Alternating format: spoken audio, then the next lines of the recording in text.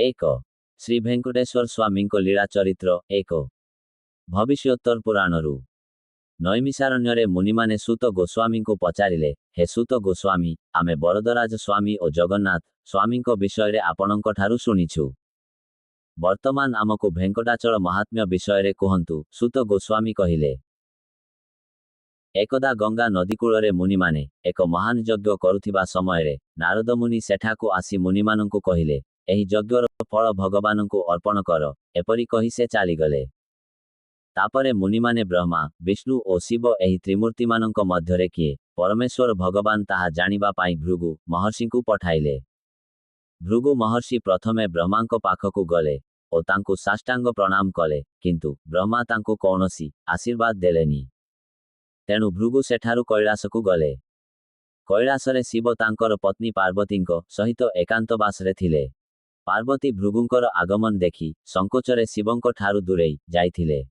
शिव रुष्ट होई भृगुंकु कहिले पतिपत्नी एकांतवासरे थिबा बेले बिना अनुमतिरे किपरि आसिछ एहा कही क्रोधरे से तांकु बद्ध करिबाकु प्रस्तुत हेले। एहा देखि भृगु महर्षि कहिले तुमे एठकु मोर आगमनर कारण बुझी विचार नकरी मोते बद्ध करिबाकु चेष्टा करुछ तेणु मु तुमकु अभिशाप देउछि जे आजिठारु पृथ्वीरे तुमर पूजा केवल लिंग आकाररे हेबो। तापरे से कैलासरु वैकुंठकु गले। वैकुंठरे सही समय भगवान विष्णु आदिशेषंक उपरे शयन करुथिले। भृगु महर्षि विचार कले विष्णुंकु परीक्षा करिबा निमंते एहा हेउछि सठिक समय तेणु से विष्णुंक निकटकु जाई तांको बक्षस्थलरे निज पादरे आघात देले। भगवान विष्णु तुरंत उठी शांत भावे कहिले हे महर्षि आपणक आगमन देखि पारि नथिबारु मोते क्षमा करंतु। एहापरे से तांकु सिंहासनरे बसाई देले ओ कहिले मोर बक्षस्थल वज्र ठारू 8 गुण अधिक कठोर तेणु आपणक पादकु कष्ट हेउथिबो। एहा कही उषुम जलरे तांकर पाद प्रक्षालन करी एही जलकु भक्तिर सहित निज मस्तकरे सिंचन कले। तापरे भृगु महर्षि गंगा नदीकूलकु फेरी मुनिमानंकु से ब्रह्मा विष्णु और शिवंकु किपरि परीक्षा कले सेही विषय कहिले। समस्त मुनि निर्णय कले विष्णु ही परमेश्वर भगवान एवं यज्ञ फल तांकु अर्पण करिबा उचित।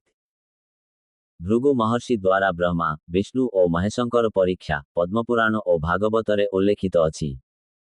पद्मपुराणरे भृगु त्रिमूर्ति को परीक्षा करिबा परे समस्त मुनि निर्णय कले विष्णु ही परमेश्वर भगवान एवं यज्ञ फल तांकु अर्पण कले। श्रीमद् भागवतरे सुखदेव गोस्वामी परीक्षित महाराजंकु कहिले जे ब्रह्मा विष्णु और शिव त्रिदेवंक मध्यरे श्रेष्ठ किए लोकमानंकर संदेहर समाधान पाई मुनिमाने भृगुंकु पठाइथिले और से विष्णुंकु ही परमेश्वर भगवान बोली स्वीकार करिथिले। नारायणंकर भेंकटाचलरे आगमन भृगु महर्षि जीवा परे लक्ष्मी देवी विष्णुंकु कहिले जेतेबेले भृगु तांको निज पादरे मोर निवास स्थान आपणंक बक्षस्थल रे आघात कले से समय तांकु अभिशाप देबा बदलरे आपण तांकर सेवा कले। एही कारणरू मु वैकुंठरे रही पारिबी नाही एही कथा कही लक्ष्मी देवी दुखित होई वैकुंठ छाड़ी करबीरपुर कोल्हापुर जाई तपस्या करिबाकु आरंभ करिले। लक्ष्मी देवींको अनुपस्थितिरे वैकुंठरे रहिबा नारायणंकु भल लागिला नाही। तेणु से वैकुंठ त्याग करी मनुष्य शरीर धारण करी वेंकटाचलकु आगमन कले। सेठारे स्वामी पुष्करिणी पाखरे थिबा तेंतुली वृक्ष तळे एक उइहुंकारे नारायण वास करिबाकु लागिले। समयक्रमे नारायण एही उइहुंकारे 10,000 वर्ष बिताइथिले। द्वापर युग शेष होई कलियुगर तम वर्ष आरंभ होइथाए।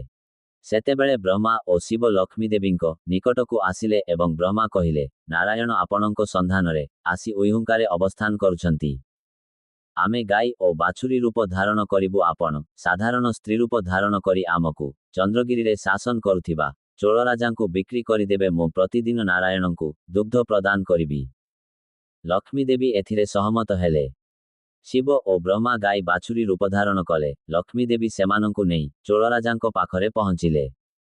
लक्ष्मी देवी राजांकु कहिले हे राजा एही गाई अति उत्तम प्रजातिर एवं एहार दुग्ध केवल स्वादिष्ट नुहे अत्यंत पुष्टिकर मध्य। एहा कही लक्ष्मी देवी गाई और बाछुरी राजांकु बिक्री करिदेले। राजा एही गाई विषय तांकर राणींकु कहिले एवं गाईर रक्षणाबेक्षण दायित्व अर्पण कले।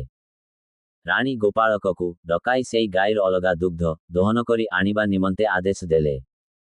गोपालक प्रतिदिन एही गाई को अन्य गाईमानंक सांगरे गोचारण निमंते पहाड़ उपरकु नहीं जाउथिला किंतु दुग्ध दोहन समय तार स्तन दुग्ध न थाए।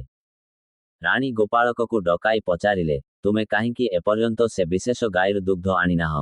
गोपालक कहिला, एही गाईर स्तन दुग्ध हेउनी। राणी ताकू भर्त्सना करी कहिले, गाईर दुग्धपान करुथिबा बाछुरीटिए थिबा सत्वे गाईर स्तन दुग्ध हेउनी काहींकि? निश्चित रूपे तुमे ही एहार सबु दुग्धपान करुथिबो। जदि कालिठारु तुमे एही गाईर दुग्ध नेई न आस, तेबे मु तुमकु दंडित करिबी। गोपालक जेतेबेले गोचारण पाई गला से एही गाई उपरे विशेष नजर रखिला।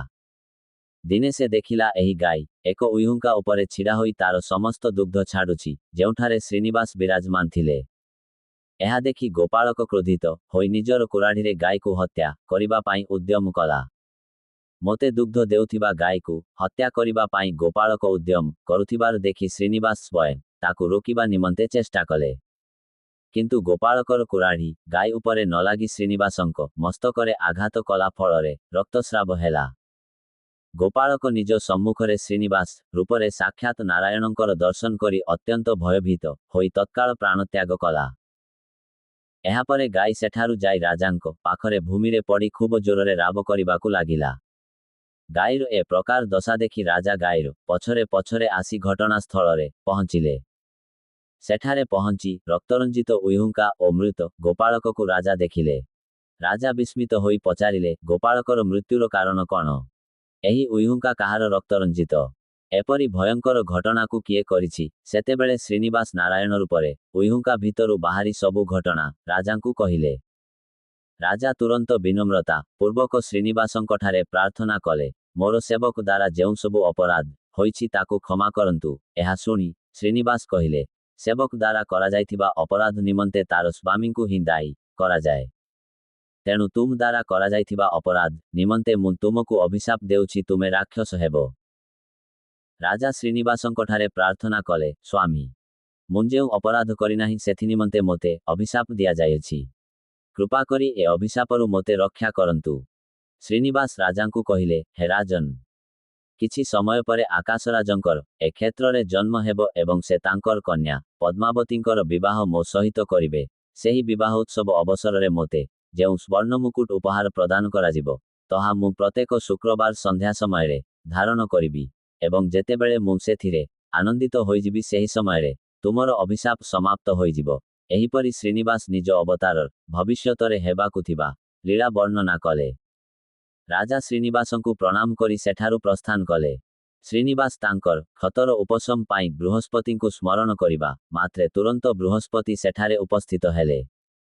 श्रीनिवास तांकु पचारिले, एई घा उपशमर औषध कौन होई पारिबो? बृहस्पति कहिले, डिमिरी गछर क्षीररे अरक गछर फलरे थिबा तुळाकु मिश्रण करी लेपन प्रस्तुत करंतु एवं तहा घा उपरे लगांतु। श्रीनिवासंकर बराह स्वामींक सहित मिलन। श्रीनिवास घा उपशम निमंते औषध खोजिबा पाई जाउथिबा बेले बराह स्वामी स्वामी को दर्शन कले। बराह स्वामी तुरंत श्रीनिवासंको स्वयं नारायण बेली चिन्हि पारिले ओ पचारिले, एठाकु आपण काहींकि आसिछंती? श्रीनिवास समस्त घटना वर्णना कले एवं तांकु कलिजुगर शेष पर्यंत सेही पर्वतरे बास करिबा निमंते अनुमति देबा पाई बराह स्वामी को निवेदन कले। बराह स्वामी कहिले, जदि आपण उचित मूल्य देबे ताहेले मु आपणंकु एही स्थान बास करिबा निमंते प्रदान करिबी। एहा सुनी श्रीनिवास कहिले, वर्तमान लक्ष्मी देवी मो पाखरे नाहांती, तेणु मु आपणंकु गोटिए कथा देउछि जे कलिजुगरे जेउ भक्त माने मोर दर्शन निमंते आसीबे सेमाने सर्वप्रथमे आपणंको दर्शन करिबे। मोर अभिषेक पूजा और नैवेद्य पूर्वरु ए समस्त कर्म आपणंको निमंते कराजिबो। एहा ही हेउछि आपणंकु मोर प्रदत्त मूल्य। बराह स्वामी एथिरे सहमत होई श्रीनिवासंकु तांकर निवास निमंते 100 फुट भूमि प्रदान कले। एथिसहित बराह स्वामी बकुल माता जेपरी तांको पाई भोजन प्रस्तुत करुथिले, श्रीनिवासंको निमित्त मध्य प्रतिदिन भोजन प्रस्तुत करिबा पाई कहिले। एठारे सूत गोस्वामी मुनिमानंकु कहिले, नारायण कलिजुगर पापी जीवमानंकर उद्धार निमंते साधारण मनुष्य रूपे अभिनय करिले।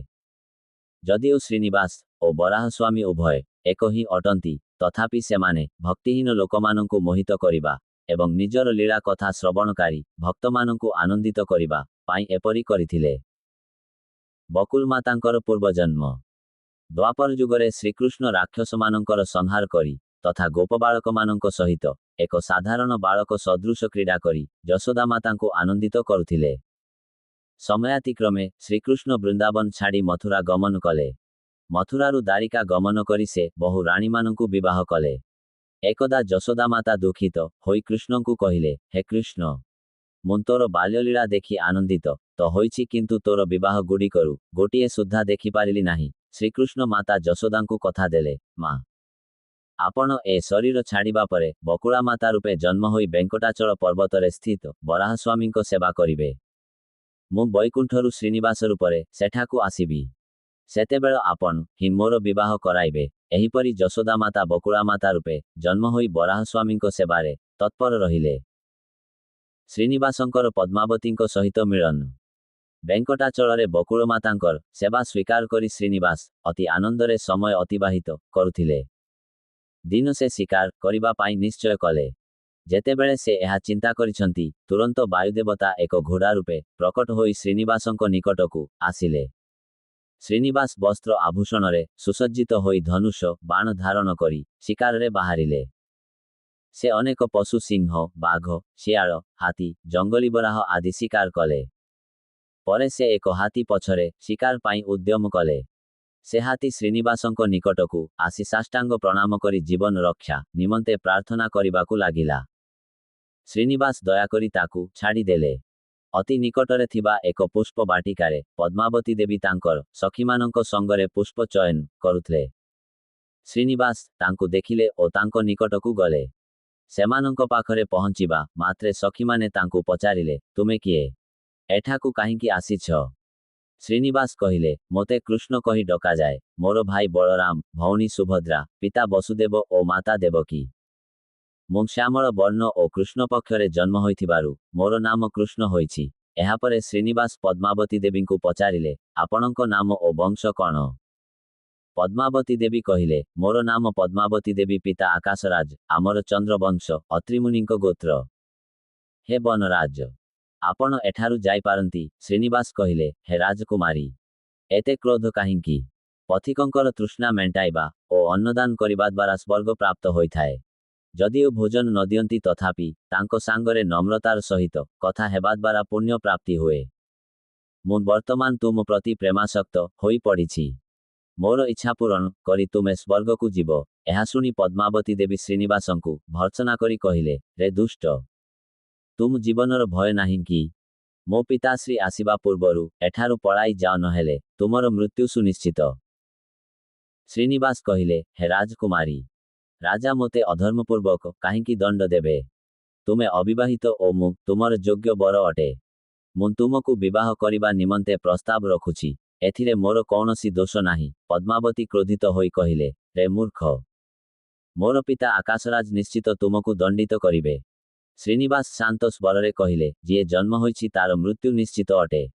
ପୂର୍ବଜନ୍ମର କର୍ମ ଅନୁସାରେ ଶୁଭ ଓ ଅଶୁଭ ଫଳ ପ୍ରାପ୍ତି ହୁଏ। ମୁଁ କୌଣସି ଅପରାଧ କରିନାହିଁ, ତେଣୁ ଆକାଶରାଜ ମୋତେ କାହିଁକି ଦଣ୍ଡିତ କରିବେ? ପଦ୍ମାବତୀ କହିଲେ, ହେ ବନରାଜ, ମାତାପିତା ଓ ବନ୍ଧୁ ବାନ୍ଧବଙ୍କୁ ଛାଡ଼ି ତୁମେ କାକପକ୍ଷୀ ସଦୃଶ କାହିଁକି ମରିବାକୁ ଚାହୁଁଛ? କିନ୍ତୁ ଶ୍ରୀନିବାସ ପଦ୍ମାବତୀ ଦେବୀଙ୍କର କଥା ନ ଶୁଣି ଘୋଡ଼ାରେ ବସି ତାଙ୍କ ଆଡ଼କୁ ଅଗ୍ରସର ହେଲେ।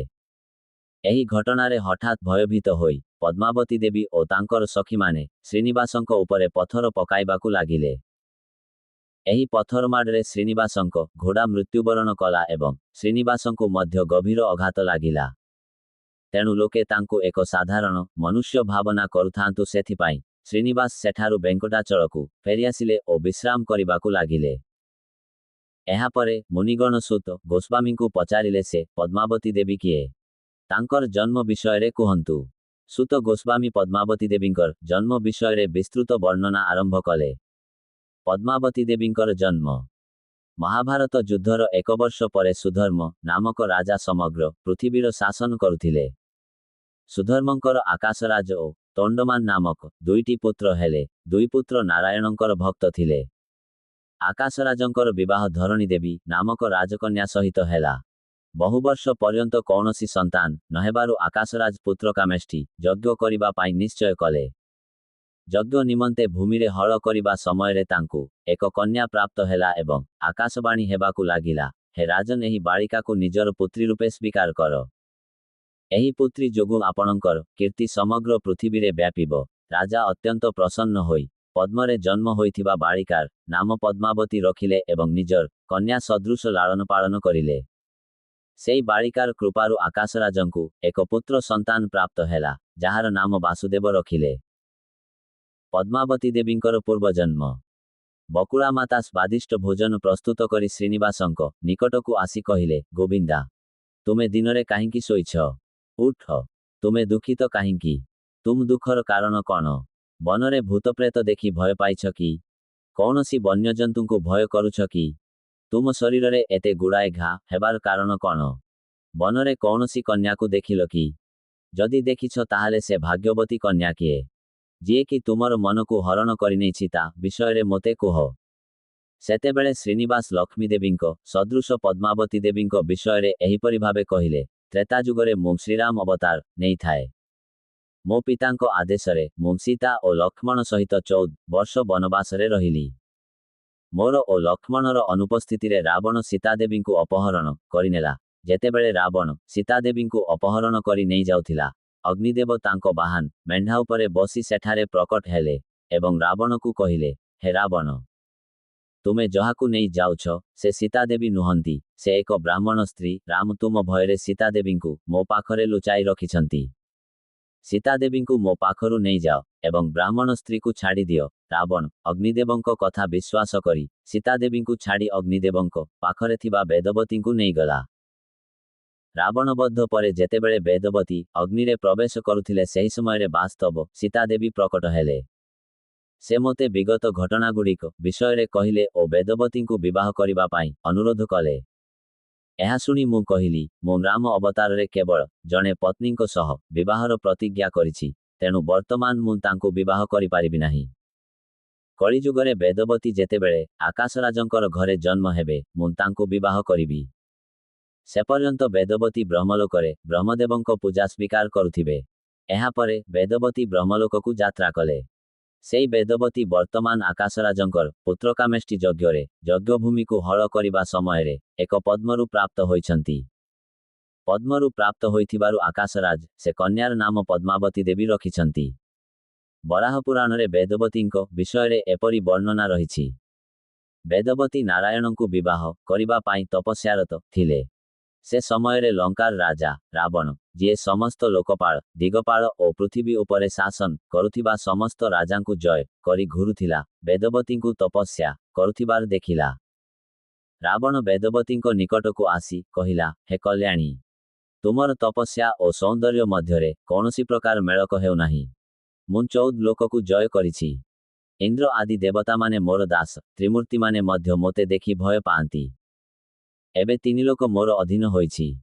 ମୁଁ ଏ ସମସ୍ତ ଲୋକ ଘୁରିଛି, କିନ୍ତୁ ତୁମ ପରି ସୁନ୍ଦରୀ କନ୍ୟା କେଉଁଠି ଦେଖି ନାହିଁ। ତୁମକୁ ଦେଖିବା ମାତ୍ରେ ମୋର ମନ କାମବାସନାରେ ଉତ୍ତେଜିତ ହୋଇଯାଇଛି। ତୁମେ ଏହି ତପସ୍ୟା କରି ତୁମର ଯୌବନକୁ ବ୍ୟର୍ଥ କରିବା ଠିକ୍ ନୁହେଁ। ତୁମେ ମୋ ସହିତ ବିବାହ କରିବାକୁ ସ୍ୱୀକାର କର ଓ ମୋର ରାଜ୍ୟ ଲଙ୍କାର ଭାଗ୍ୟ ସମୃଦ୍ଧ କର। ତୁମକୁ 14 ଲୋକବାସୀଙ୍କ ସେବା ପ୍ରାପ୍ତ ହେବ। ରାବଣର ଏହି କଥା ଶୁଣି ବେଦବତୀ କ୍ରୋଧ ଓ ଭୟରେ ପରିପୂର୍ଣ୍ଣ ହେଲେ, କିନ୍ତୁ ସେ ସାହସର ସହିତ ଉତ୍ତର ଦେଲେ, ହେ ରାକ୍ଷସ ରାଜ, ମୁଁ ନାରାୟଣଙ୍କ ବ୍ୟତୀତ ଅନ୍ୟ କାହାକୁ ବିବାହ କରିବି ନାହିଁ ଏହି ବ୍ରତ ରଖିଛି।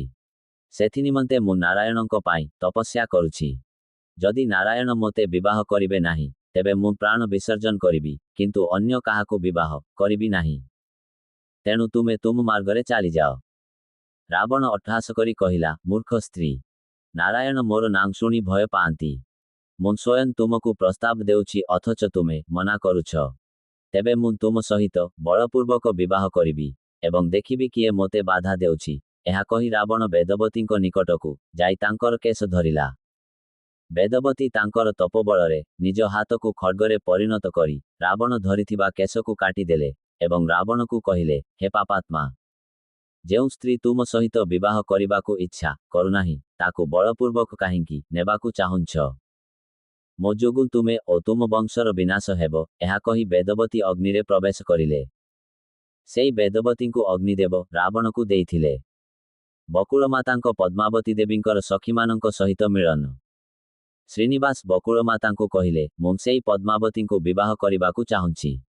ତେଣୁ ତୁମେ ପଦ୍ମାବତୀଙ୍କର ପିତାମାତାଙ୍କ ନିକଟକୁ ଯାଇ ବିବାହ ପାଇଁ ବ୍ୟବସ୍ଥା କର। ବକୁଳମାତା ଶ୍ରୀନିବାସଙ୍କୁ କହିଲେ, ସ୍ୱାମୀ, ଆପଣ ଯେପରି କହିଛନ୍ତି ମୁଁ ଠିକ୍ ସେହିପରି ଆପଣଙ୍କ ବିବାହ ପାଇଁ ବ୍ୟବସ୍ଥା କରିବି। ଏହା କହି ବକୁଳମାତା ଘୋଡ଼ା ଉପରେ ଚଢ଼ି ଶ୍ରୀନିବାସ ଦର୍ଶାଇଥିବା ପଥରେ ଯାତ୍ରା କରିଲେ। ବକୁଳମାତା ପ୍ରଥମେ କପିଳ ତୀର୍ଥରେ ସ୍ନାନ କରି କପିଳେଶ୍ୱରଙ୍କ ଦର୍ଶନ କଲେ ଏବଂ ନିଜ ପୁତ୍ରର ବିବାହ ସଫଳ ହେବା ନିମନ୍ତେ ପ୍ରାର୍ଥନା କଲେ। ସେଠାରୁ ବକୁଳମାତା ପଦ୍ମସରୋବରକୁ ଯାଇ ସ୍ନାନ କରି କୃଷ୍ଣ ବଳରାମଙ୍କୁ ପଦ୍ମଫୁଲରେ ପୂଜା କଲେ। ଏହି କୃଷ୍ଣ ବଳରାମ ମନ୍ଦିରଟି ପଦ୍ମାବତୀ ଦେବୀଙ୍କ ମନ୍ଦିର ଭିତରେ ଅବସ୍ଥିତ। ସେଠାରୁ ବକୁଳମାତା ସୁବର୍ଣ୍ଣମୁଖାରୀ ନଦୀକୁ ଯାଇ ସ୍ନାନ କରି ପବିତ୍ର ହେଲେ। ବକୁଳମାତା ସୁବର୍ଣ୍ଣମୁଖାରୀ ନଦୀରୁ ପ୍ରସ୍ଥାନ କରି ଅଗସ୍ତ୍ୟ ଆଶ୍ରମକୁ ଗଲେ ଓ ସେଠାରେ ଅଗସ୍ତ୍ୟେଶ୍ୱରଙ୍କ ଦର୍ଶନ କଲେ। ସେହି ସମୟରେ ପଦ୍ମାବତୀ ଦେବୀଙ୍କ ସଖୀମାନେ ମଧ୍ୟ ସେଠାକୁ ଆସିଥିଲେ। ବକୁଳମାତା ସେମାନଙ୍କ ପାଖକୁ ଯାଇ ପଚାରିଲେ, ତୁମେ ସବୁ କିଏ? ଏଠାକୁ କାହିଁକି ଆସିଛ? ସେହି କନ୍ୟାମାନେ କହିଲେ, ଆମେ ସମସ୍ତେ ପଦ୍ମାବତୀ ଦେବୀଙ୍କ ସଖୀ। ତାପରେ ସେମାନେ ପୁଷ୍ପ ବାଟିକାରେ ଘଟିଥିବା ଘଟଣାଗୁଡ଼ିକର ବର୍ଣ୍ଣନା କଲେ। ସେମାନେ ଆହୁରି କହିଲେ, ସେଇ ଶିକାରୀ ସେଠାରୁ ଚାଲିଯିବା ପରେ ପଦ୍ମାବତୀ ଦେବୀ ଅଚେତନ ହୋଇ ଭୂମିରେ ପଡ଼ିଗଲେ। ଆମେ ସେଠାରୁ ପଦ୍ମାବତୀ ଦେବୀଙ୍କୁ ପାଲିଙ୍କିରେ ଆକାଶରାଜଙ୍କ ପାଖକୁ ନେଇ ଆସିଲୁ ଏବଂ ସମସ୍ତ ଘଟଣା କହିଦେଲୁ। ଆକାଶରାଜ ତାଙ୍କ ପୁତ୍ର ବସୁଦାସକୁ କହିଲେ, ବୃହସ୍ପତିଙ୍କୁ ଏଠାକୁ ନେଇ ଆସ। ବସୁଦାସ ସ୍ୱର୍ଗକୁ ଗଲେ ଓ ବୃହସ୍ପତିଙ୍କୁ ଆଣିଲେ। ଆକାଶରାଜ ବୃହସ୍ପତିଙ୍କୁ ଅତିଥି ସେବା କରି ସମସ୍ତ ଘଟଣା କହିଲେ ଓ ପଦ୍ମାବତୀଙ୍କର ସୁସ୍ଥ ହେବା ପାଇଁ ଉପାୟ ପଚାରିଲେ। ବୃହସ୍ପତି କହିଲେ, ଆପଣ ଅଗସ୍ତ୍ୟେଶ୍ୱରଙ୍କ ଅଭିଷେକ କରନ୍ତୁ। ଆକାଶରାଜ ବ୍ରାହ୍ମଣମାନଙ୍କୁ କହିଲେ, ଆପଣମାନେ ଅଗସ୍ତ୍ୟେଶ୍ୱରଙ୍କ ଅଭିଷେକ ସେବା କରନ୍ତୁ ଏବଂ ସେଥି ନିମନ୍ତେ ଆବଶ୍ୟକ ବ୍ୟବସ୍ଥା କରିବା ପାଇଁ ଆମକୁ ଏଠାକୁ ପଠାଇଛନ୍ତି। ତେଣୁ ଆମେ ଅଭିଷେକ ପୂଜା ନିମନ୍ତେ ଆବଶ୍ୟକ ସାମଗ୍ରୀ ନେଇ ଏଠାକୁ ଆସିଛୁ। ଏହାପରେ ପଦ୍ମାବତୀ ଦେବୀଙ୍କ ସଖୀମାନେ ବକୁଳାମାତାଙ୍କୁ ପଚାରିଲେ, ଆପଣ କିଏ? କେଉଁଠାରୁ ଆସିଛନ୍ତି? ଏଠାକୁ ଆସିବାର କାରଣ କ'ଣ? ବକୁଳାମାତା ଉତ୍ତର ଦେଇ କହିଲେ, ପୁରାଣ ପୁରୁଷ ଓ ଅଜନ୍ମା ନାରାୟଣଙ୍କ ଶକ୍ତି ତୁମେ ଜାଣିନାହଁ। ସ୍ୱୟଂ ନାରାୟଣ ବର୍ତ୍ତମାନ ବେଙ୍କଟାଚଳ ପର୍ବତରେ ଏକ ସାଧାରଣ ମାନବ ରୂପେ ନିବାସ କରୁଛନ୍ତି। ମୁଁ ସେହି ନାରାୟଣଙ୍କର ସେବା କରୁଛି। ମୋର ନାମ ବକୁଳାମାତା। ମୁଁ ପଦ୍ମାବତୀଙ୍କ ମାତା ଧରଣୀ ଦେବୀଙ୍କୁ ଭେଟିବାକୁ ଆସିଛି। କୃପାପୂର୍ବକ ମୋତେ ତାଙ୍କ ସହିତ ଭେଟିବାର ମାର୍ଗଦର୍ଶନ କରନ୍ତୁ। ପଦ୍ମାବତୀ ଦେବୀଙ୍କ ସଖୀମାନେ କହିଲେ, ଆପଣ ଆମ ସହିତ ଆସନ୍ତୁ, ଆମେ ଆପଣଙ୍କୁ ଧରଣୀ ଦେବୀଙ୍କ ସହିତ ଭେଟାଇ ଦେବୁ। ବକୁଳମାତା ସେଥିରେ ସମ୍ମତ ହୋଇ ସେମାନଙ୍କ ସହିତ ଯାତ୍ରା କଲେ। ଶ୍ରୀନିବାସଙ୍କ ମହିଳା ଜ୍ୟୋତିଷୀ ବେଶ ଧାରଣ କରିବା। ବକୁଳମାତା ବିବାହ ପ୍ରସ୍ତାବ ନେଇ ଆକାଶରାଜଙ୍କ ପାଖକୁ ପ୍ରସ୍ଥାନ କରିବା ପରେ ଶ୍ରୀନିବାସ ବିଚାର କଲେ, କେବଳ ଗୋଟିଏ ପୁଅ ଥିବା ବ୍ୟକ୍ତି ସନ୍ତାନହୀନ ସଦୃଶ, କେବଳ ଗୋଟିଏ ଆଖି ଥିବା ବ୍ୟକ୍ତି ଅନ୍ଧ ସଦୃଶ, ସେହିପରି କେବଳ ଗୋଟିଏ ସ୍ତ୍ରୀଲୋକ ଦ୍ୱାରା କରାଯାଉଥିବା କାର୍ଯ୍ୟ ସଫଳ ହୁଏ ନାହିଁ। ସମ୍ଭବତଃ ବକୁଳମାତାଙ୍କ କଥା ଶୁଣି ଆକାଶରାଜ ବିଶ୍ୱାସ କରିନପାରନ୍ତି। ଏହା ଭାବି ଶ୍ରୀନିବାସ ବ୍ରହ୍ମାଙ୍କୁ ଜଣେ ଶିଶୁରେ ପରିଣତ କରି ଶିବଙ୍କୁ ମନ୍ତ୍ରଦଣ୍ଡ ରୂପେ ଧାରଣ କରି ନିଜେ ଜଣେ ମହିଳା ଜ୍ୟୋତିଷୀ ବେଶ ଧାରଣ କଲେ ଏବଂ ଆକାଶରାଜଙ୍କ ରାଜ୍ୟ ନାରାୟଣପୁରରେ ଆସି ପହଞ୍ଚିଲେ। ନାରାୟଣପୁରରେ ସମସ୍ତ ଲୋକ ଶୁଣିପାରିବା ଭଳି ସ୍ୱରରେ ସେ ମହିଳା କହିଲେ, ମୁଁ ଯେକୌଣସି ବ୍ୟକ୍ତିଙ୍କର ଭୂତ ଭବିଷ୍ୟତ ଓ ବର୍ତ୍ତମାନ ବିଷୟରେ କହିପାରିବି। ସେହି ସ୍ଥାନର ଜଣେ ସ୍ତ୍ରୀ ଧରଣୀ ଦେବୀଙ୍କ ପାଖକୁ ଯାଇ ମହିଳା ଜ୍ୟୋତିଷୀ ବିଷୟରେ କହିଲେ। ଧରଣୀ ଦେବୀ ସେ ମହିଳାକୁ ଡାକିଲେ ଓ ତାଙ୍କୁ ପଦ୍ମାବତୀ ଦେବୀଙ୍କ ବିଷୟରେ କିଛି କହିବାକୁ କହିଲେ। ପଦ୍ମାବତୀ ଦେବୀ ଦେବୀଙ୍କ ହାତ ଦେଖି ମହିଳା ଜ୍ୟୋତିଷୀ ଧରଣୀ ଦେବୀଙ୍କୁ କହିଲେ, ତୁମର ପୁତ୍ରୀ କିଛି ଦିନ ପୂର୍ବେ ଫୁଲବାଗିଚାରେ ଜଣେ ଯୁବକଙ୍କୁ ଦେଖି ତାଙ୍କ ସହିତ ପ୍ରେମରେ ପଡ଼ିଛି। ସେ ତାଙ୍କୁ ବିବାହ କରିବାକୁ ଚାହୁଁଛି, କିନ୍ତୁ ତୁମେ ଏହି ବିଷୟ ସ୍ୱୀକାର କରିବ ନାହିଁ ବୋଲି ଭାବି ତୁମକୁ କହିନାହିଁ। ଏହି କାରଣରୁ ସେ ଖାଇବା ଶୋଇବା ବନ୍ଦ କରି ଦୁଃଖରେ ରହିଛି। ଯଦି ତୁମେ ତୁରନ୍ତ ସେହି ଯୁବକ ସହିତ ପଦ୍ମାବତୀଙ୍କ ବିବାହ କରାଇବ ନାହିଁ, ତେବେ ତୁମ ପୁତ୍ରୀ ବଞ୍ଚିପାରିବେ ନାହିଁ। ସେହି ଯୁବକ କୌଣସି ସାଧାରଣ ବ୍ୟକ୍ତି ନୁହନ୍ତି, ସେ ହେଉଛନ୍ତି ବୈକୁଣ୍ଠର ସ୍ୱୟଂ ନାରାୟଣ। ତୁମ ପୁତ୍ରୀଙ୍କୁ ତାଙ୍କ ସହିତ ବିବାହ କରାଇ ଦିଅ, ତେବେ ସେ ମାନସିକ ଯନ୍ତ୍ରଣାରୁ ମୁକ୍ତି ପାଇବେ। ଏହିପରି କହି ସେ ମହିଳା ଜ୍ୟୋତିଷ ସେଠାରୁ ଚାଲିଗଲେ। ମହିଳା ଜ୍ୟୋତିଷୀ ଚାଲିଗଲା ପରେ ଧରଣୀ ଦେବୀ ପଦ୍ମାବତୀ ଦେବୀଙ୍କ ପାଖକୁ ଯାଇ ସାନ୍ତ୍ୱନା ଦେଇ କହିଲେ, ତୁମ ଇଚ୍ଛାକୁ ମୁଁ ପୂରଣ କରିବି। ତୁମେ ଦୁଃଖୀ ହୁଅ ନାହିଁ। ବକୁଳମାତାଙ୍କର ଧରଣୀ ଦେବୀଙ୍କ ସହିତ ମିଳନ। ପଦ୍ମାବତୀ ଦେବୀଙ୍କ ସଖୀମାନେ ଧରଣୀ ଦେବୀଙ୍କୁ ବକୁଳମାତାଙ୍କ ଆଗମନ ବିଷୟରେ କହିଲେ। ଧରଣୀ ଦେବୀ ବକୁଳମାତାଙ୍କୁ ଆଦରପୂର୍ବକ ଅତିଥି ସେବା କରି ପଚାରିଲେ, ଆପଣ କିଏ? କେଉଁଠାରୁ ଆସିଛନ୍ତି? ବକୁଳମାତା କହିଲେ, ମୁଁ ଭେଙ୍କଟାଚଳ ପର୍ବତରେ ବରାହ ସ୍ୱାମୀ ଓ ନାରାୟଣଙ୍କ ସେବା କରୁଛି। ସେ ପୁଷ୍ପବାଟିକାରେ ଘଟିଥିବା ଘଟଣା ବିଷୟରେ ମଧ୍ୟ ବର୍ଣ୍ଣନା କରି କହିଲେ, ନାରାୟଣ ତୁମ କନ୍ୟା ସହିତ ବିବାହ କରିବାକୁ ଚାହୁଁଛନ୍ତି। ସେଥିପାଇଁ ଆପଣଙ୍କ ଅଭିପ୍ରାୟ ଜାଣିବା ନିମନ୍ତେ ସେ ମୋତେ ପଠାଇଛନ୍ତି। ଧରଣୀ ଦେବୀ କହିଲେ, ମୁଁ ମୋର ପତିଙ୍କ ସହିତ ପରାମର୍ଶ କରି ଉତ୍ତର ଦେବି। ଏହାପରେ ଧରଣୀ ଦେବୀ ଆକାଶରାଜଙ୍କ ପାଖକୁ ଯାଇ ବକୁଳ ମାତା ଓ ମହିଳା ଜ୍ୟୋତିଷୀଙ୍କ ଦ୍ୱାରା କୁହାଯାଇଥିବା ସମସ୍ତ ବିଷୟ ଉଲ୍ଲେଖ କଲେ। ଆକାଶରାଜ ବୃହସ୍ପତିଙ୍କୁ ଡକାଇ ବକୁଳ ମାତା ଓ ମହିଳା ଜ୍ୟୋତିଷୀଙ୍କ ଦ୍ୱାରା କୁହାଯାଇଥିବା ସମସ୍ତ ବିଷୟ ଆଲୋଚନା କଲେ ଏବଂ ଶ୍ରୀନିବାସଙ୍କ ସମ୍ବନ୍ଧରେ ସୂଚନା ମାଗିଲେ। ବୃହସ୍ପତି କହିଲେ, ଶୁକଦେବ ଶ୍ରୀନିବାସଙ୍କ ସମ୍ବନ୍ଧରେ ମୋଠାରୁ ଅଧିକ ଜାଣନ୍ତି। ତେଣୁ ଆପଣ ଶୁକଦେବଙ୍କୁ ପଚାରନ୍ତୁ। ଆକାଶରାଜ ତୋଣ୍ଡମାନଙ୍କୁ ଡକାଇ ଶୁକଦେବଙ୍କୁ ନିମନ୍ତ୍ରଣ କରିବା ନିମନ୍ତେ ପ୍ରେରଣ କଲେ। ତୋଣ୍ଡମାନ ଶୁକଦେବଙ୍କ ସମକ୍ଷରେ ଆକାଶରାଜଙ୍କ ନିମନ୍ତ୍ରଣ ଉପସ୍ଥାପନ କଲେ। ଶୁକଦେବଙ୍କ ତୋଣ୍ଡମାନ ସହିତ ଆଗମନ ସମୟରେ ଆକାଶରାଜ ସ୍ୱୟଂ ଆଗଇ ଯାଇ ତାଙ୍କୁ ସ୍ୱାଗତ କଲେ ଏବଂ ଅତିଥି ଗୃହକୁ ନେଇ ସମ୍ମାନପୂର୍ବକ ଆସନରେ ବିରାଜମାନ କଲେ। ସେ ବକୁଳ ମାତା ଓ ମହିଳା ଜ୍ୟୋତିଷୀଙ୍କ ଦ୍ୱାରା କୁହାଯାଇଥିବା ସମସ୍ତ ବିଷୟ ଆଲୋଚନା କଲେ ଏବଂ ଶ୍ରୀନିବାସଙ୍କ ସମ୍ବନ୍ଧରେ ପଚାରିଲେ। ଶୁକଦେବ ବୈକୁଣ୍ଠରେ ଘଟିଥିବା ଘଟଣା ଓ ନାରାୟଣଙ୍କ ଭେଙ୍କଟାଚଳ ଆଗମନର କାରଣ କହିଲେ। ଏଥିସହିତ ସେ ଆକାଶରାଜଙ୍କୁ କହିଲେ, ଆପଣ ଅତ୍ୟନ୍ତ ଭାଗ୍ୟବାନ ଅଟନ୍ତି। ନିଜର ପୂର୍ବଜନ୍ମର ପୁଣ୍ୟ ଯୋଗୁଁ ସ୍ୱୟଂ ନାରାୟଣ ଆପଣଙ୍କ ଯାଇ ହେବାକୁ ଯାଉଛନ୍ତି। ହେ ରାଜନ୍, ଆପଣଙ୍କ ସହିତ ମିତ୍ରତା ଯୋଗୁଁ ଆମେ ମଧ୍ୟ ଏହି ସୌଭାଗ୍ୟର ସହଭାଗୀ ହୋଇଛୁ। ଆକାଶରାଜଙ୍କ ଦ୍ୱାରା ଶ୍ରୀନିବାସଙ୍କୁ ବିବାହପତ୍ର ଲେଖନ। ଆକାଶରାଜ ବୃହସ୍ପତିଙ୍କ ସହିତ ପରାମର୍ଶ କରି ପଚାରିଲେ ଯେ ଶ୍ରୀନିବାସଙ୍କୁ ଶୁଭପତ୍ର କିପରି ଲେଖିବା। ଏହା ଶୁଣି ବୃହସ୍ପତି ପରାମର୍ଶ ଦେଲେ, ଦିବ୍ୟ ମଙ୍ଗଳମୟ ସ୍ୱରୂପ, ସମସ୍ତ ଶୁଭଗୁଣ ସମ୍ପନ୍ନ, ସନାତନ, ଜନ୍ମ ମୃତ୍ୟୁଚକ୍ରର ଊର୍ଦ୍ଧ୍ୱ, ସ୍ୱତନ୍ତ୍ର, କାହାର ଅଧୀନ ନୁହନ୍ତି ଏବଂ ଅନେକ ଅବତାର ନେଇଥିବା ନାରାୟଣଙ୍କ ଚରଣ ସେବା କରିବା ନିମନ୍ତେ ଉତ୍ସାହୀ ମୁଁ ଆକାଶରାଜ ଯିଏକି ଆପଣଙ୍କ ଅନୁଗ୍ରହରେ ନାରାୟଣପୁରରେ ଶାସନ କରୁଛି। ମୁଁ ମୋର କନ୍ୟା ପଦ୍ମାବତୀର ବିବାହ ଆପଣଙ୍କ ସହିତ କରିବା ପାଇଁ ନିଷ୍ପତ୍ତି ନେଇଛି। ତେଣୁ କୃପାପୂର୍ବକ ବୈଶାଖ ଶୁକ୍ଳ ଦଶମୀ ଶୁକ୍ରବାର ଶୁଭ ମୁହୂର୍ତ୍ତରେ ଆପଣଙ୍କ ବନ୍ଧୁ ବାନ୍ଧବଙ୍କ ସହିତ ଆସି ମୋର କନ୍ୟା ପଦ୍ମାବତୀ ସହିତ ବିବାହ କରନ୍ତୁ। ଆକାଶରାଜ ବୃହସ୍ପତିଙ୍କ ନିର୍ଦ୍ଦେଶରେ ଏହି ପତ୍ର ଲେଖିଲେ ଏବଂ ଶୁକଦେବଙ୍କୁ ହସ୍ତାନ୍ତର କରିବା ସମୟରେ ପ୍ରାର୍ଥନା କଲେ, ଆପଣ ବକୁଳ ମାତା ଓ ସମସ୍ତ ଶିଷ୍ୟମାନଙ୍କ ସହିତ ଭେଙ୍କଟାଚଳକୁ ଯାଇ ଏହି ଶୁଭପତ୍ର ଶ୍ରୀନିବାସଙ୍କୁ ପ୍ରଦାନ କରନ୍ତୁ। ଶୁକଦେବ ସହମତ ହେଲେ ଓ ଭେଙ୍କଟାଚଳକୁ ଯାଇ ସମସ୍ତ ଘଟଣା ଶ୍ରୀନିବାସଙ୍କୁ କହିଲେ ଏବଂ ଆକାଶରାଜଙ୍କ ଲିଖିତ ଶୁଭଖବର ଶ୍ରୀନିବାସଙ୍କୁ ଅର୍ପଣ କଲେ। ସେ ଶୁକଦେବଙ୍କୁ ଆଲିଙ୍ଗନ କରି କହିଲେ, ଯେପରି ହନୁମାନ ମୋତେ ସୀତାଙ୍କର ଖବର ଆଣି ଦେଇଥିଲେ, ସେତେବେଳେ ମୁଁ ତାଙ୍କୁ ଆଲିଙ୍ଗନ କରି ବ୍ରହ୍ମପଦ ପ୍ରଦାନ କରିଥିଲି, ଠିକ୍ ସେହିପରି ମୁଁ ତୁମକୁ ମଧ୍ୟ ଆଶୀର୍ବାଦ ପ୍ରଦାନ କରୁଛି। ଶ୍ରୀନିବାସଙ୍କ ଦ୍ୱାରା ଆକାଶରାଜଙ୍କୁ ଉତ୍ତରପତ୍ର ଲେଖନ। ତତପଶ୍ଚାତ ଶ୍ରୀନିବାସ ଶୁକଦେବଙ୍କୁ କହିଲେ, ମୁଁ ଇନ୍ଦ୍ରଙ୍କ ମିତ୍ର ଆକାଶରାଜଙ୍କୁ ସେହିପରି ପତ୍ର ଲେଖିବି, ଯେପରି ପୂର୍ବରୁ ମୁଁ ରୁକ୍ମଣୀଙ୍କୁ ଲେଖିଥିଲି। ସେ ପତ୍ରରେ ଲେଖିଲେ, ରାଜାଙ୍କ ଦ୍ୱାରା ପୂଜିତ ସୁଧର୍ମଙ୍କର ପୁତ୍ର ଆକାଶରାଜଙ୍କୁ ମୁଁ ଶ୍ରୀନିବାସ ଭକ୍ତିପୂର୍ଣ୍ଣ ପ୍ରଣାମ କରୁଛି ଏବଂ ଏହି ପତ୍ର ଲେଖୁଛି। ଆପଣଙ୍କ ଦ୍ୱାରା ପ୍ରେରିତ ଶୁଭପତ୍ର ପାଠ କରି ମୁଁ ଅତ୍ୟନ୍ତ ପ୍ରସନ୍ନ ହୋଇଛି। ବୈଶାଖ ଶୁକ୍ଳ ଦଶମୀ ଶୁକ୍ରବାରରେ ଆପଣ ଯେଉଁ ଶୁଭ ମୁହୂର୍ତ୍ତ ନିର୍ଦ୍ଧାରିତ କରିଛନ୍ତି, ଠିକ୍ ସେହିଦିନ ମୁଁ ସେଠାକୁ ନିଶ୍ଚିତ ଆସି ପଦ୍ମାବତୀଙ୍କ ସହିତ ବିବାହ କରିବି। ଯେପରି ସମୁଦ୍ର ନିଜ କନ୍ୟା ଲକ୍ଷ୍ମୀଙ୍କୁ ମୋତେ ଅର୍ପଣ କରି ଯଶ ପ୍ରାପ୍ତି କରିଥିଲେ, ଠିକ୍ ସେହିପରି ଆପଣ ମଧ୍ୟ ଆପଣଙ୍କ କନ୍ୟା ପଦ୍ମାବତୀଙ୍କୁ ମୋତେ ଅର୍ପଣ କରି ଏହି ଲୋକରେ ଯଶ ପ୍ରାପ୍ତି କରିବେ। ଭଗୀରଥ ଯେପରି ଗଙ୍ଗାଙ୍କୁ ପୃଥିବୀକୁ ଆଣି କପିଳମୁନିଙ୍କ ଅଭିଶାପ ଦ୍ୱାରା ଶାପିତ ସଗରପୁତ୍ରଙ୍କର ଉଦ୍ଧାର କରିଥିଲେ, ଠିକ୍ ସେହିପରି ଆପଣ ମଧ୍ୟ ଆପଣଙ୍କ ସୁନ୍ଦରୀ ପୁତ୍ରୀଙ୍କୁ ମୋତେ ଅର୍ପଣ କରି ନିଜର ପିତୃପୁରୁଷଙ୍କ ଉଦ୍ଧାର କରିବେ ଓ ଅତୁଳନୀୟ କୀର୍ତ୍ତିପ୍ରାପ୍ତ ହେବେ। ଶ୍ରୀନିବାସ ଏହି ପତ୍ର ଶୁକଦେବଙ୍କୁ ପ୍ରଦାନ କଲେ ଓ ତାହା ଆକାଶରାଜଙ୍କ ନିକଟକୁ ପ୍ରେରଣ କଲେ। ଶ୍ରୀନିବାସ ବେଦବତାମାନଙ୍କୁ ବିବାହରେ ନିମନ୍ତ୍ରଣ କଲେ। ଶ୍ରୀନିବାସ ବକୁଳ ମାତାଙ୍କୁ କହିଲେ, ଆକାଶରାଜ ନିଜର ବନ୍ଧୁ ବାନ୍ଧବଙ୍କ ସହିତ ଅଛନ୍ତି। ମନୁଷ୍ୟ ସାଧାରଣତଃ ସମାନ ସ୍ତରର ଲୋକଙ୍କ ସହିତ ବିବାହ କିମ୍ବା କୌଣସି ପ୍ରକାର ବିବାଦରେ ଉପସ୍ଥିତ ହେବାକୁ ପସନ୍ଦ କରନ୍ତି।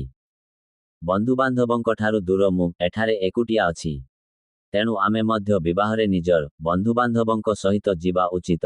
ଏହାପରେ ଶ୍ରୀନିବାସ ଗରୁଡ଼ ଓ ଆଦିଶେଷଙ୍କୁ ସ୍ମରଣ କଲେ ଏବଂ ସେମାନେ ତୁରନ୍ତ ପ୍ରକଟ ହେଲେ।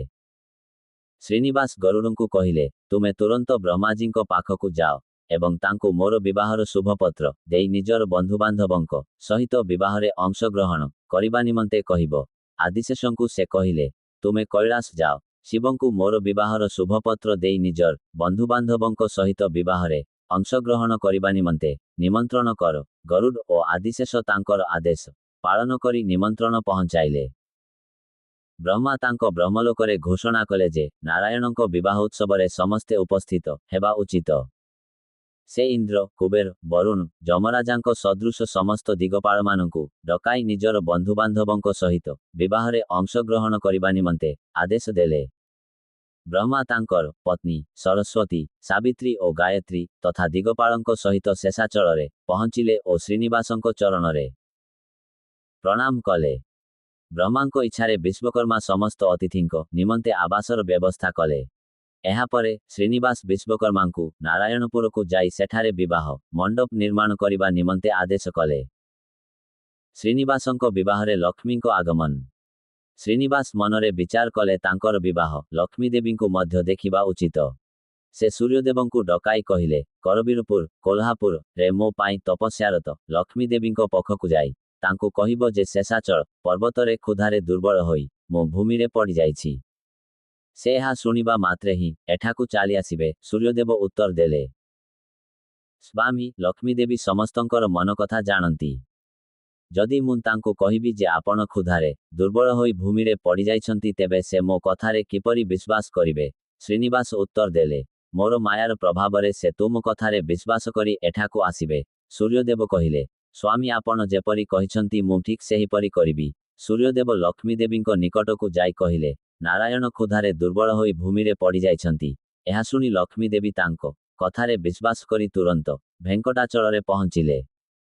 ଲକ୍ଷ୍ମୀ ଦେବୀଙ୍କୁ ଦର୍ଶନ କରି ସମସ୍ତ ଋଷି, ମୁନି ଓ ଦେବତାଗଣ ତାଙ୍କୁ ପ୍ରଣାମ କଲେ।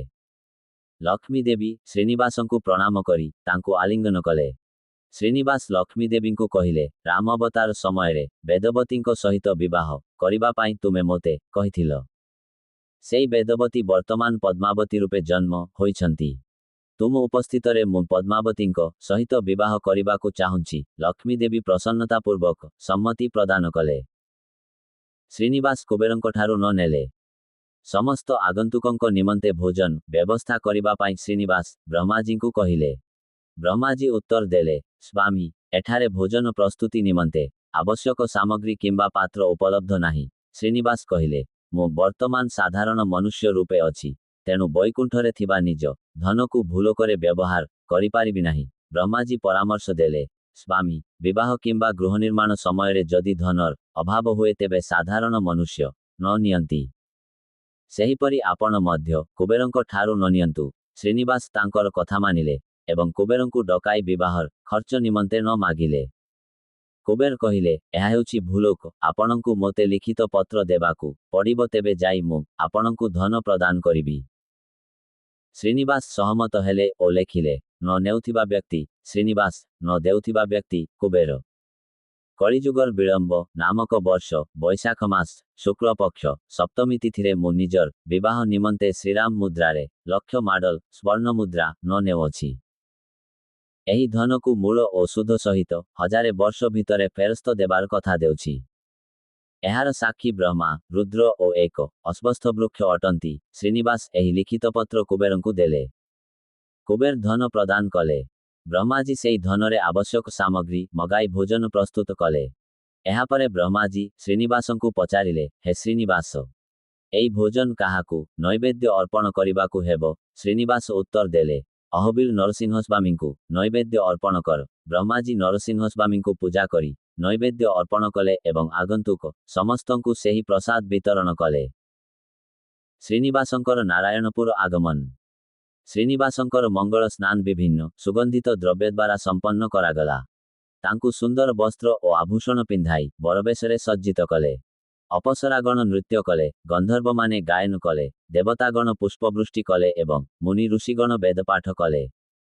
ଏହାପରେ ଶ୍ରୀନିବାସ ବରାହସ୍ୱାମୀଙ୍କ ନିକଟକୁ ଯାଇ କହିଲେ, ସ୍ୱାମୀ, ଆପଣଙ୍କ ଆଶୀର୍ବାଦରେ ମୁଁ ବିବାହ କରିବାକୁ ଯାଉଛି।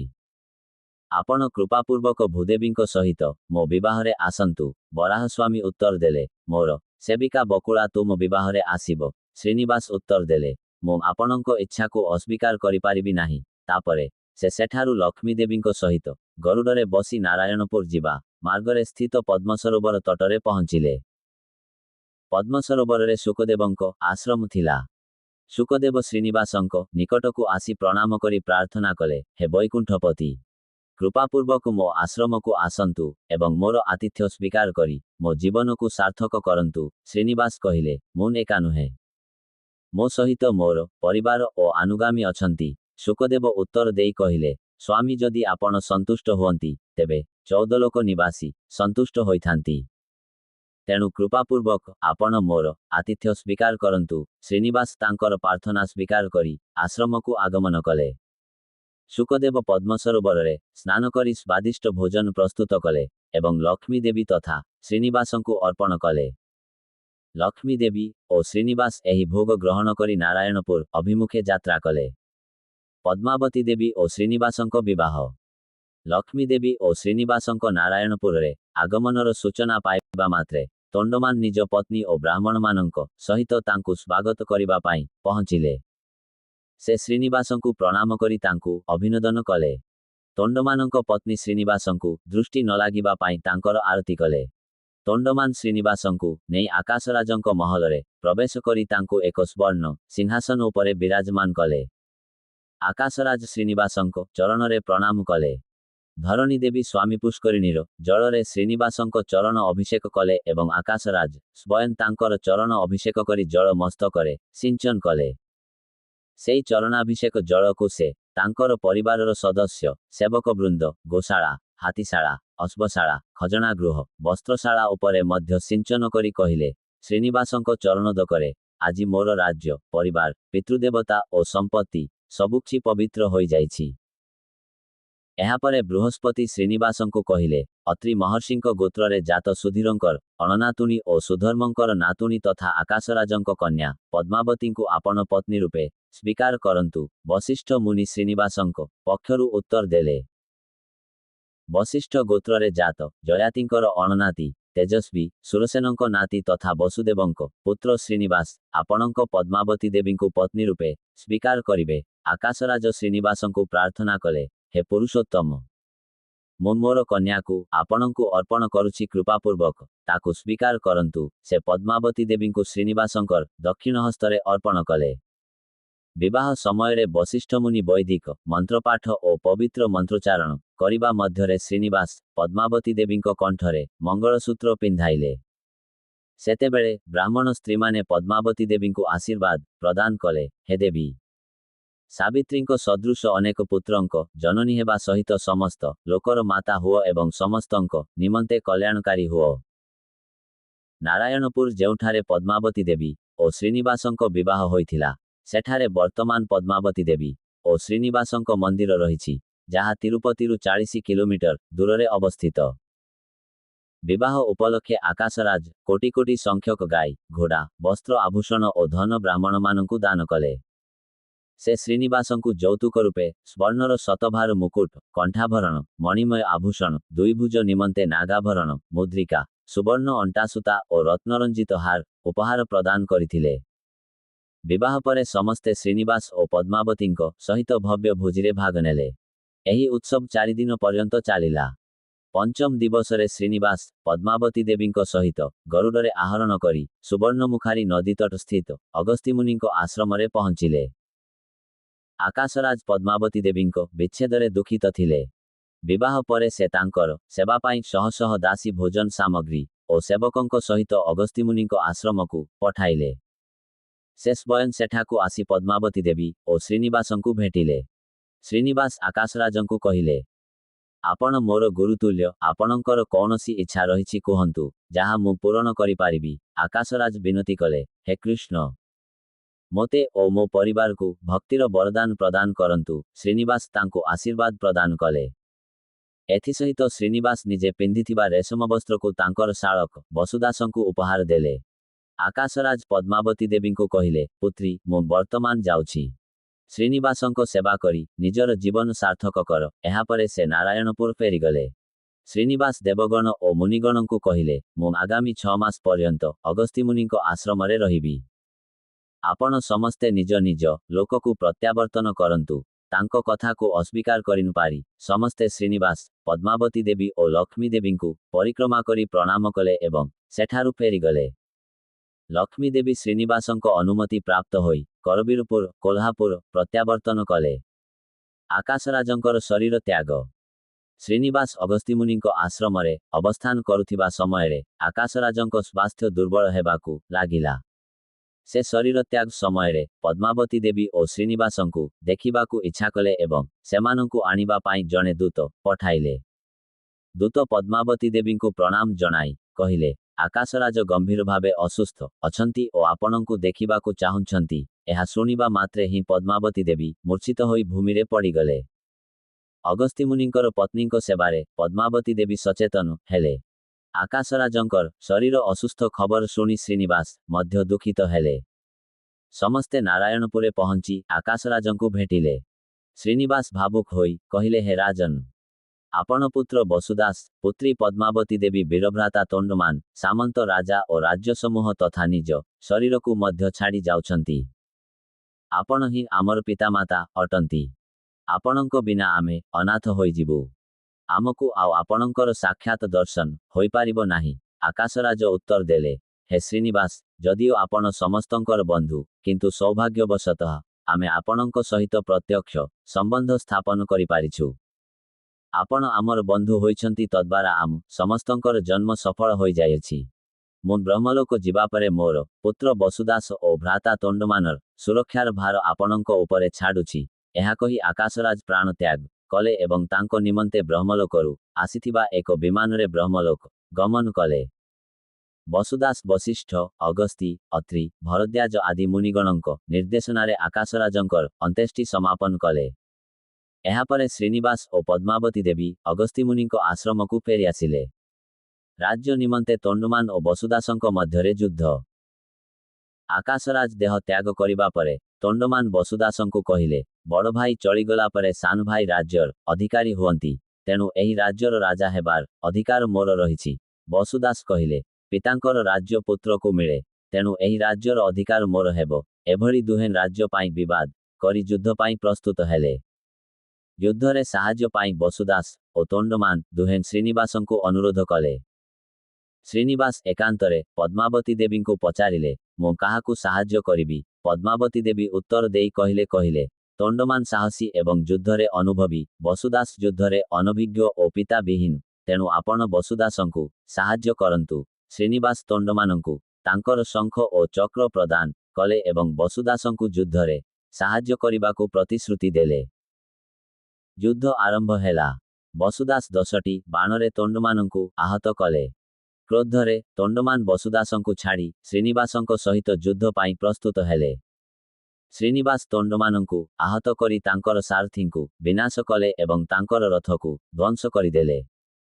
ଏହା ଦେଖି ତୋଣ୍ଡମାନଙ୍କ ପୁଅ ଶ୍ରୀନିବାସଙ୍କୁ 5000 ବାଣ ମାରି ତାଙ୍କର ବକ୍ଷସ୍ଥଳରେ ଆଘାତ କଲେ। ତୋଣ୍ଡମାନ କ୍ରୋଧରେ ଘୋଡ଼ା ଚଢ଼ି ଶ୍ରୀନିବାସଙ୍କ ପ୍ରଦତ୍ତ ସୁଦର୍ଶନ ଚକ୍ରରେ ଶ୍ରୀନିବାସଙ୍କ ବକ୍ଷସ୍ଥଳ ଉପରେ ଆକ୍ରମଣ କଲେ। ଏହାର ପରିଣାମରେ ଶ୍ରୀନିବାସ ସାଧାରଣ ମନୁଷ୍ୟ ସଦୃଶ ମୂର୍ଚ୍ଛିତ ହୋଇ ଭୂମିରେ ପଡ଼ିଗଲେ। ଶ୍ରୀନିବାସ ଯୁଦ୍ଧଭୂମିରେ ପଡ଼ିବା ମାତ୍ରେ ଅନ୍ତଃପୁରୋପରୁ ଯୁଦ୍ଧ ଦେଖୁଥିବା ପଦ୍ମାବତୀ ଦେବୀ ଦୁଃଖିତ ହୋଇ ଅଗସ୍ତ୍ୟମୁନିଙ୍କ ନିକଟକୁ ଯାଇ ସମସ୍ତଙ୍କୁ ପ୍ରାର୍ଥନା କରିବାକୁ ଲାଗିଲେ, ମୋର ସ୍ୱାମୀ ଯୁଦ୍ଧଭୂମିରେ ମୂର୍ଚ୍ଛିତ ହୋଇପଡ଼ିଛନ୍ତି, ଅଥବା ମୋର ପରୀକ୍ଷା ପାଇଁ ଏପରି କରୁଛନ୍ତି। ବର୍ତ୍ତମାନ ମୁଁ ନ କରିବି, ଆପଣ ଦୟାକରି ମୋର ମାର୍ଗଦର୍ଶନ କରନ୍ତୁ। ଅଗସ୍ତ୍ୟମୁନି ପଦ୍ମାବତୀ ଦେବୀଙ୍କୁ କହିଲେ, ଦେଶ, କାଳ ଓ ପରିସ୍ଥିତି ଅନୁଯାୟୀ କାର୍ଯ୍ୟ କଲେ ମନୁଷ୍ୟ ଫଳ ପାଇଥାଏ। ତେଣୁ ଯଦି ତୁମ ସ୍ୱାମୀଙ୍କର ମଙ୍ଗଳ ଚାହୁଁଛ, ତାଙ୍କୁ ଯୁଦ୍ଧଭୂମିରୁ ଫେରାଇ ଆଣିବାକୁ ଚେଷ୍ଟା କର। ସ୍ତ୍ରୀ ଧର୍ମ ହେଉଛି ସ୍ୱାମୀଙ୍କ ପ୍ରତି ଅପାର ଭକ୍ତି ରଖିବା। କଲ୍ୟାଣୀ, ମୋ ମତରେ ବର୍ତ୍ତମାନ ଶାନ୍ତି ପାଇଁ ଚେଷ୍ଟା କରିବା ଭଲ। ତୁମ ଦାଦା ଓ ଭ୍ରାତା ଦୁହେଁ ରାଜ୍ୟ ପାଳନ କରିବା ପାଇଁ ଯୋଗ୍ୟ, ଏଥିରେ କିଛି ସନ୍ଦେହ ନାହିଁ। ପଦ୍ମାବତୀ ଦେବୀ ଅଗସ୍ତ୍ୟ ମୁନିଙ୍କ କଥା ସ୍ୱୀକାର କରି କହିଲେ, ଆପଣ ଯେପରି କହୁଛନ୍ତି ମୁଁ ଠିକ ସେହିପରି ହିଁ କରିବି। ଏହାପରେ ସେ ଅଗସ୍ତ୍ୟମୁନିଙ୍କ ସହିତ ଯୁଦ୍ଧଭୂମିକୁ ଗଲେ। ଯୁଦ୍ଧଭୂମିରେ ପଦ୍ମାବତୀ ଦେବୀ ଶ୍ରୀନିବାସଙ୍କ ସେବା କରି ତାଙ୍କୁ ମୂର୍ଚ୍ଛିତ ଅବସ୍ଥାରୁ ଚେତନା ଫେରାଇ ଆଣିଲେ। ଶ୍ରୀନିବାସ ପଦ୍ମାବତୀ ଦେବୀଙ୍କୁ ଦେଖି କହିଲେ, ସ୍ତ୍ରୀମାନେ ଯୁଦ୍ଧଭୂମିକୁ ଆସିବା ଉଚିତ ନୁହେଁ। ତୁମେ ଏଠାକୁ କାହିଁକି ଆସିଛ? ଅଗସ୍ତ୍ୟମୁନି କହିଲେ, ହେ ଶ୍ରୀନିବାସ, ତୁମେ ଯୁଦ୍ଧ ବନ୍ଦ କରି ଦୁହଜଣଙ୍କ ମଧ୍ୟରେ ରାଜ୍ୟ ବଣ୍ଟନ କରିଦିଅ। କିନ୍ତୁ ଶ୍ରୀନିବାସ କ୍ରୋଧିତ ହୋଇ କହିଲେ, ମୁଁ ତୋଣ୍ଡମାନ ଓ ତାଙ୍କ ପୁତ୍ରକୁ ଯୁଦ୍ଧରେ ସଂହାର କରି ବସୁଦାସଙ୍କୁ ରାଜ୍ୟ ପ୍ରଦାନ କରିବି। ଆପଣମାନେ ଏଠାରୁ ଚାଲିଯାଆନ୍ତୁ। ପଦ୍ମାବତୀ ଦେବୀ ଶ୍ରୀନିବାସଙ୍କୁ ପ୍ରଣାମ କରି ହାତଯୋଡ଼ି କହିଲେ, ହେ ସ୍ୱାମୀ ପୁଣ୍ଡରୀକାକ୍ଷ, ଏହି ବିନାଶକାରୀ ଯୁଦ୍ଧ ଦ୍ୱାରା ନ ଲାଭ ହେବ। ବସୁଦାସ ଓ ତୋଣ୍ଡମାନ ଦୁହେଁ ଆମର ବନ୍ଧୁ। ତେଣୁ କୃପାପୂର୍ବକ ଦୁହିଁଙ୍କ ମଧ୍ୟରେ ରାଜ୍ୟ ବଣ୍ଟନ କରିଦିଅନ୍ତୁ। ଶ୍ରୀନିବାସ ପଦ୍ମାବତୀଙ୍କୁ କହିଲେ, ତୁମେ କ୍ଷତ୍ରିୟ ଧର୍ମ ବିଷୟରେ ଜାଣିନାହଁ। ତୁମେ ଏଠାରୁ ଚାଲିଯାଅ। ଶ୍ରୀନିବାସ ତାଙ୍କ କଥା ଶୁଣିଲେ ନାହିଁ। ପଦ୍ମାବତୀ ଦେବୀ ଅଗସ୍ତ୍ୟମୁନିଙ୍କୁ ଅନୁରୋଧ କଲେ, ଆପଣ ହିଁ କୃପା କରି ଯୁଦ୍ଧ ବନ୍ଦ କରିଦିଅନ୍ତୁ। ଅଗସ୍ତ୍ୟମୁନି ଶ୍ରୀନିବାସଙ୍କୁ ବୁଝାଇଲେ, ଆକାଶରାଜ ଅନ୍ତିମ ସମୟରେ ବସୁଦାସ ଓ ତୋଣ୍ଡମାନଙ୍କୁ ରକ୍ଷା କରିବା ପାଇଁ ଆପଣଙ୍କଠାରୁ ପ୍ରତିଶ୍ରୁତି ନେଇଥିଲେ। ଯଦି ଆପଣ ଜଣକୁ ମାରି ଅନ୍ୟ ଜଣକୁ ରାଜ୍ୟ ପ୍ରଦାନ କରିବେ, ତାହେଲେ ଆପଣ ଦେଇଥିବା ପ୍ରତିଶ୍ରୁତି ଭଙ୍ଗ କରିବେ। ତେଣୁ ରାଜ୍ୟକୁ ଉଭୟଙ୍କ ମଧ୍ୟରେ ସମାନ ରୂପେ ବଣ୍ଟନ କରିଦିଅନ୍ତୁ। ଅଗସ୍ତ୍ୟମୁନିଙ୍କ ପରାମର୍ଶ ଶୁଣି ଶ୍ରୀନିବାସ ଶାନ୍ତ ହେଲେ ଏବଂ ବସୁଦାସ ଓ ତୋଣ୍ଡମାନଙ୍କୁ ଡକାଇ କହିଲେ, ଆକାଶରାଜ ଅନ୍ତିମ ସମୟରେ ତୁମ ଦୁହିଁଙ୍କର ସୁରକ୍ଷା ଦାୟିତ୍ୱ ମୋତେ ଦେଇଥିଲେ। ତେଣୁ ତୁମେ ଦୁହେଁ ରାଜ୍ୟକୁ ସମାନ ଭାବେ ବାଣ୍ଟିନିଅ। ଶ୍ରୀନିବାସଙ୍କ କଥାକୁ ଅସ୍ୱୀକାର କରିନପାରି ଉଭୟ ରାଜ୍ୟକୁ ସମାନ ଭାବରେ ବାଣ୍ଟିନେଲେ। ଶ୍ରୀନିବାସ ଅର୍ଚ୍ଚାବିଗ୍ରହ ହୋଇଗଲେ। ଶ୍ରୀନିବାସ ବସୁଦାସ ଓ ତୋଣ୍ଡମାନଙ୍କୁ ରାଜ୍ୟ ବଣ୍ଟନ କରିବା ପରେ ଅଗସ୍ତ୍ୟମୁନିଙ୍କ ଆଶ୍ରମରେ ବାସ କରିବାକୁ ଲାଗିଲେ। ଦିନେ ତୋଣ୍ଡମାନ ଶ୍ରୀନିବାସଙ୍କ ପାଖକୁ ଆସି ପ୍ରଣାମ କଲେ। ଶ୍ରୀନିବାସ ତାଙ୍କୁ ଆଲିଙ୍ଗନ କରି ପଚାରିଲେ, ତୁମର ଏଠାକୁ ଆସିବାର କାରଣ କଣ? ତୋଣ୍ଡମାନ କହିଲେ, ସ୍ୱାମୀ, ଆପଣଙ୍କ ଦର୍ଶନ ଛଡ଼ା ମୋ ପାଇଁ ଆଉ କିଛି ମୂଲ୍ୟବାନ ନୁହେଁ। ହେ ଶ୍ରୀନିବାସ, ଆପଣ ହିଁ ଯୋଗୀମାନଙ୍କ ଅଧିପତି, ସୃଷ୍ଟିକର୍ତ୍ତା, ବ୍ରହ୍ମାଙ୍କ ନିଯୋକ୍ତା, ଲକ୍ଷ୍ମୀ ଦେବୀଙ୍କ ସହ ବିହାର କରୁଥିବା ଦେବତା। ସେ ଶ୍ରୀନିବାସଙ୍କ ସ୍ତୁତିଗାନ ପୂର୍ବକ କହିଲେ, ଆପଣଙ୍କ ସେବା କରି ମୁଁ ଜୀବନକୁ ସାର୍ଥକ କରିବାକୁ ଚାହୁଁଛି। ଶ୍ରୀନିବାସ କହିଲେ, ହେ ରାଜନ, ତୁମ ଭାଇଙ୍କ ପାଇଁ ମୁଁ ଗୃହସ୍ଥ ହୋଇଛି। ତଥାପି ମୋର ରହିବାକୁ ଘର ନାହିଁ। ଆକାଶରାଜଙ୍କ ଜାମାତାଙ୍କର ରହିବା ପାଇଁ ଘର ନାହିଁ ଏବଂ ତାଙ୍କୁ ଅନ୍ୟର ଘରେ ରହିବାକୁ ପଡ଼ୁଛି। ଏହା ତାଙ୍କ ପାଇଁ ଅପୟଶ ହେବ। ତେଣୁ ମୋ ପାଇଁ ଏହି ଭେଙ୍କଟାଚଳ ପର୍ବତ ଉପରେ 3ଟି ପ୍ରକାର, 2ଟି ଗୋପୁର, 7ଟି ଦ୍ୱାର, ଫୁଲମାଳ ଗୁନ୍ଥନ ପାଇଁ ଜାଗା, ରସୋଇ ଘର, ଯାଜ୍ଞଶାଳା, ବସ୍ତ୍ରଭଣ୍ଡାର, ତୈଳଗୃହ, ଭୋଜନକକ୍ଷ ଓ ଆଭୂଷଣ ଗୃହ ସହିତ ଏକ ବିଶେଷ ମନ୍ଦିର ନିର୍ମାଣ କର। ତୋଣ୍ଡମାନ ଶ୍ରୀନିବାସଙ୍କ ଆଦେଶ ଅନୁଯାୟୀ ମନ୍ଦିର ନିର୍ମାଣ କଲେ। ଶ୍ରୀନିବାସ ମଙ୍ଗାପୁରମଠାରୁ ମନ୍ଦିର ପର୍ଯ୍ୟନ୍ତ ପାହାଚ ମଧ୍ୟ ନିର୍ମାଣ କରାଗଲା। ଏହିପରି ମନ୍ଦିର ନିର୍ମାଣ ସମ୍ପୂର୍ଣ୍ଣ ହେବା ପରେ ସେ ଶ୍ରୀନିବାସଙ୍କୁ ଜଣାଇଲେ। ଶ୍ରୀନିବାସ ଶୁଭମୁହୂର୍ତ୍ତରେ ଦେବତାମାନଙ୍କ ସହିତ ସେହି ମନ୍ଦିରରେ ପ୍ରବେଶ କଲେ। ସେ ପଦ୍ମାବତୀଙ୍କୁ ନିଜ ବକ୍ଷରେ ଧାରଣ କଲେ, ବାମହସ୍ତ ନିଜ କଟି ଉପରେ ରଖିଲେ ଏବଂ ଦକ୍ଷିଣ ହସ୍ତରେ ତାଙ୍କ ଚରଣରେ ଆଶ୍ରୟ ନେବାର ଇଙ୍ଗିତ କରି ଅର୍ଚ୍ଚାବିଗ୍ରହରେ ପରିଣତ ହୋଇଗଲେ।